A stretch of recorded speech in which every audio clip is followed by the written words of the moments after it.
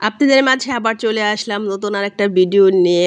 কিছু মাছ এনেছে, চিংড়ি মাছ, এগুলো রান্না করবো। আর ছোটো মাছ এনেছে, ছোটো মাছ কিছু ফ্রিজে রেখে দিব। আর ছোটো মাছ ফ্রিজে রেখে দিলে পরে রান্না করলে কিন্তু খেতে অতটা ভালো লাগে না, তার জন্য কিছু রান্না করব আর কিছু রেখে দিব, সব মিলিয়ে।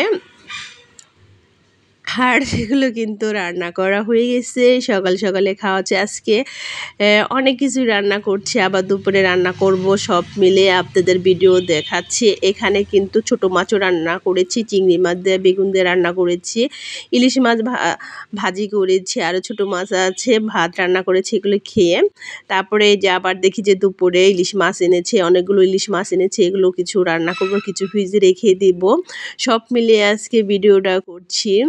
আরেকটা কথা বলি, গণভবনে অনেকে যায় যে অনেক কিছুই নিয়ে আসতেছে, আসলে ওগুলো আনাটা ঠিক হচ্ছে না।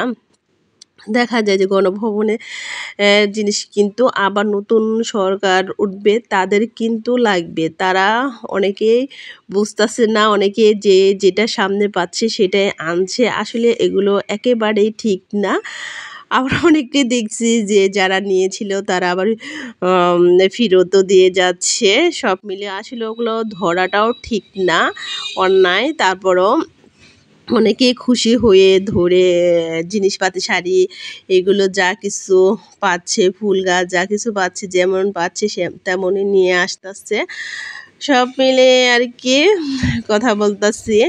আর আমি তো ইলিশ মাছ একটা কেটে নিচ্ছি, আর বাকিটি এখন ফ্রিজে রেখে দিয়েছি। আর ইনশাআল্লাহ বাংলাদেশের মানুষের আর কোনো চিন্তা করতে হবে না, ইলিশ মাছের দাম এখন একেবারে কমে যাবে, আপনারা পানির দামে ইলিশ মাছ কিনে খেতে পারবেন।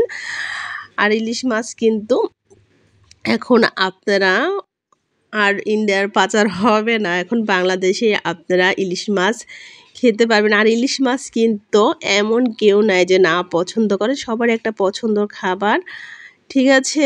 আপনারা কমে কমে এখন ইলিশ মাছ খাবেন মন ভরে।